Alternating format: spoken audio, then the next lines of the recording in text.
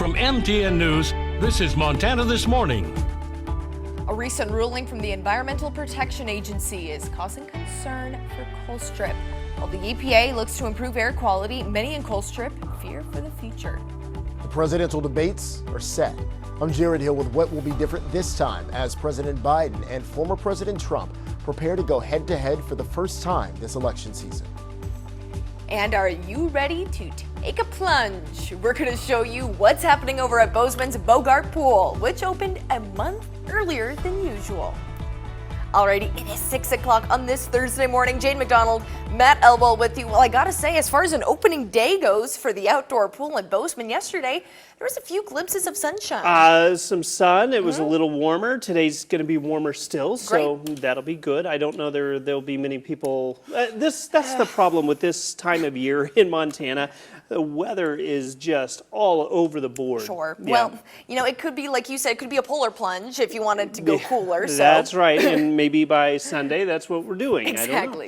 I don't know. Temperatures this morning a little on the cool side. Right now, 41 in Butte, 41 in Belgrade, 30 in West Yellowstone. We do have quite a bit of cloud cover in place. A lot of this is pretty thin cloud cover, and at least right now. We will see some rays of sunshine, but we're also going to see a lot of wind today. Pretty gorgeous conditions this morning. Our temperatures are not too bad. I expect highs to be into the 70s for today, but just dealing with a lot of wind. I'm going to talk about this up and down forecast and give you some details on when this might end coming up in just a few minutes. All right, thank you very much, Matt. Now, congressional leaders rolled out a proposal for a new farm bill. A year past the deadline, the new farm bill proposal from Senate Agriculture Committee Chair Debbie Strabnow creates a 5% increase in the base market price for farmers and ranchers. The new proposal also enhances bipartisan agreements on crop insurance programs while boosting the enforcement of the Packers and Stockyards Act. Democrats and Republicans continue to find controversy in social program spending versus funding for the agriculture communities. 85% of this, $1.2 trillion going to social programs. Therein lies the problem. Let's just vote and move this out of committee and get it to the floor. And for some reason, we have a hard time doing that. And by the way, because of that, both folks in production ag and folks that need a little food security suffer. Tester says he is confident Senator Strabnow's proposal is enough to find common ground in both parties and chambers. The deadline to pass a new farm bill is September 30th of this year. And a recent ruling from the Environmental Protection Agency is causing concern for Colstrip, putting stricter limits on certain toxins released by the coal-fired power plant. Now, while the EPA looks to improve the air quality, many in Colstrip fear for the future.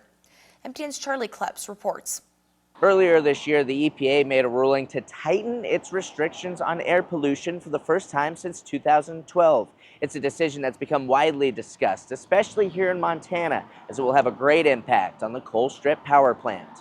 Since the 1970s, the Colstrip generating plant has been providing power to much of the region, but that has come at a cost. My concern as a pulmonologist is the health effects of air quality. Emissions and large plumes of smoke have spewed many toxins into the environment. Colstrip is not one of the largest emitters, it is the largest emitter. The plant actually does so at a rate higher than any other place in the country, a massive concern for many, like Billings Clinic pulmonologist Robert Merchant. If you care about people's health, it's very alarming. Throughout the region are breathing in these emissions, and the consequences of that are very scary. Merchant was just one of a number of healthcare professionals meeting Tuesday to applaud a recent ruling from the EPA that is looking to put limitations on emissions containing mercury, arsenic, and other toxins. If passed, plants like Colstrip would be mandated to update their facilities with devices intended to reduce harmful emissions getting into the air. People are very concerned about what's going to happen next. But not everyone is thrilled with the ruling. Colstrip resident and former Montana Representative Dwayne Ankney says the town fears what will happen should the plant close and eliminate thousands of jobs. Most certainly it's on everybody's mind. I think a lot of these concerns over health issues are not well founded. One of the Colstrip plant's main owners, Northwestern Energy, seemingly agrees. The company released a statement regarding the ruling, saying, quote, "The Colstrip plant is well maintained." The statement also questions what forced improvements, which could cost $500 million, would do for the plant's future. The inability to utilize Colstrip will likely push our already stressed transmission system beyond its capability. There's a worry if the plant shuts down, then Colstrip don't have any water. A town worried for its future amidst a heated debate. We need energy, yet we need to, as a society, we need to do it in a way that harms the fewest people. In Billings, Charlie Kleps, MTN News. And President Joe Biden and former President Donald Trump agreed to face off in their first presidential debate of the election season next month. A second debate is scheduled for mid-September. Now, the timing takes into account early voting, which begins as soon as September in some states. As CBS News' Jared Hill reports from New York, the two top candidates may be the same as they were 4 years ago, but the debates will be a little different this time around. Well, make my day, pal. Less than an hour after President Biden threw out this debate challenge, So let's pick the dates, Donald. I hear you're free on Wednesdays. taunting former President Trump over the criminal trial keeping him in court 4 days a week, the presumptive Republican nominee said, "Let's get ready to rumble." I've accepted the two, 100%. Trump and Biden are now set to face off in two debates. The first, June 27th, hosted by CNN. The second with ABC on September 10th. No studio audience. The left. Will you shut up, man? In the rematch 4 years in the making, the Biden campaign wants moderators to be able to cut mics to minimize disruptions. It's about the candidates clearly articulating their vision for where they want to take the country. Some voters in battleground Pennsylvania tell CBS News they don't think the debates are going to change a lot of minds. People have their own formed opinions already about each party, so I feel like neither have really anything to gain out of it. It's just going to be a fighting match, really. Third-party candidate Robert F. Kennedy Jr. appears to be locked out from the debate stage. He's accused the Biden and Trump campaigns of colluding to exclude him. Jared Hill, CBS News. And this year's unconventional debate schedule also sidesteps the Nonpartisan Commission of Presidential Debates, which has sponsored the debates since 1988. President Biden has said he will not participate in the three the commission had planned for November. Meanwhile, the Biden campaign has also proposed a vice presidential debate for sometime in late July. Now, a little bit closer to home, a workplace functions better if it represents a cross-section of the community. Now, the Montana Department of Health and Human Services held a conference yesterday focusing on one segment of that community, those with disabilities. MTN's Tommy Lynch takes a closer look at how employing people with disabilities can actually strengthen a business. The DPHHS is holding a conference at the Great Falls College that highlights the importance of having a workforce that includes people with disabilities. Today we are kicking off our second annual Disability Employment Conference. It's our conference to support Montana's workforce, to support hiring people with disabilities. The first Disability Employment Conference happened in Butte last year and was a huge success. This year, registrations have doubled. To the DPHHS, disability employment refers to anybody with barriers to employment related to a diagnosis. There's an untapped labor force of people with disabilities that are ready to go to work, and they need the opportunity to contribute to society.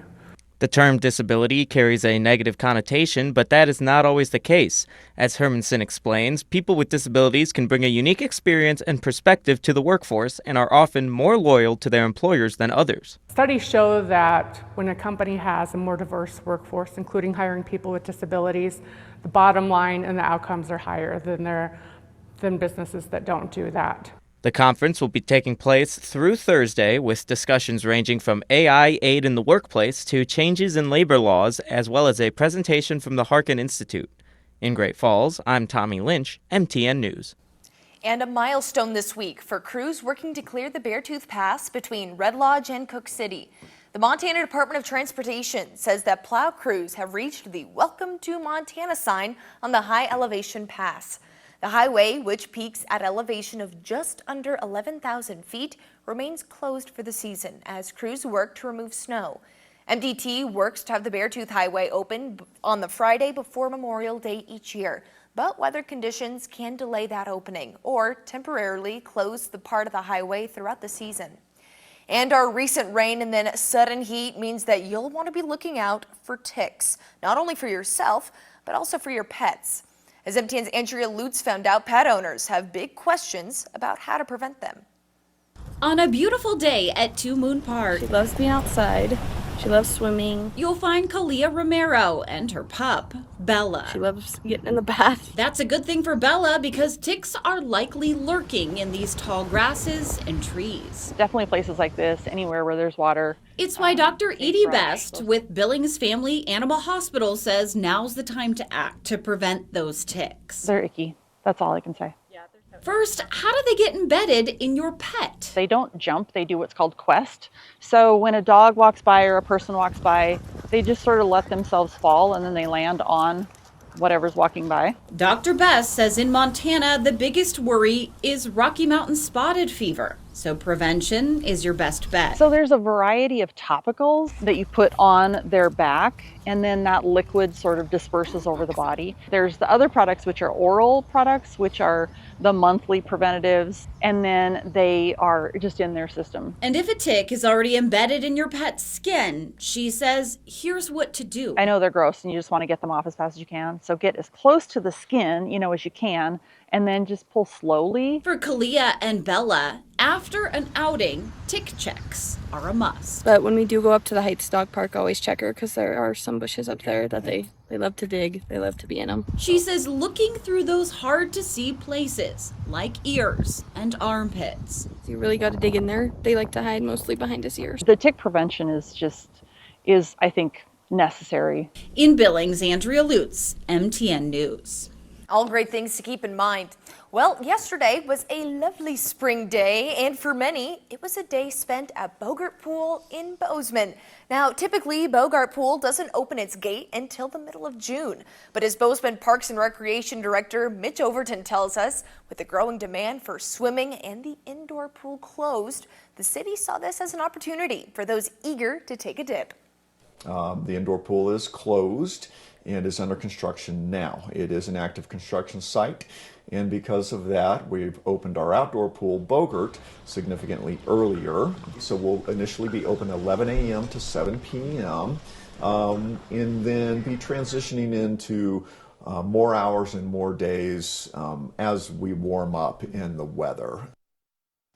And we're going to have a full look at the construction of the swim center a little bit later on in the week. But great news getting Bogart open. Yeah, that's it'll be interesting as we're seeing that big swing in temperatures that we normally see this time of year. I'm sure a lot of people will be eager to take a dip and maybe There'll still cool be off. people in the pool. Absolutely right. Before we take a break, I wanted to head over to the East Coast for this next story. Over in New York City, NYPD, we always love highlighting the men and women in blue that serve and do so much for our community. Take a look at this body camera. Spring into action. Man. Somebody fell into the subway tracks, Matt. That is scary. Talk about terrifying. And I mean, these people, no hesitation, putting themselves in danger, jumping into the line where that subway train might be rolling to get that gentleman out and to get the medical assistance he And then they're needed. helping the cops out as well. Of course. I mean, look how deep those grates are where that track is. Just absolutely terrifying. You wonder how he fell onto the tracks. Right. I mean, there's a lot of questions. Yeah. A lot Is of there a questions. medical issue. It's still scary. Yeah, absolutely. I mean, thankfully, looks like a lot of witnesses around there, so maybe those questions will hopefully get cleared up a little bit. But I mean, priority is getting that gentleman out into the ambulance and getting him the medical care that he needs. But hats off to those brave men and women out there. Now, time for a quick break, but when we come back, we are going to continue some of our profiles for candidates for Montana Western Congressional District. We're going to move to the Democratic Party's lone candidate, Monica Trinnell.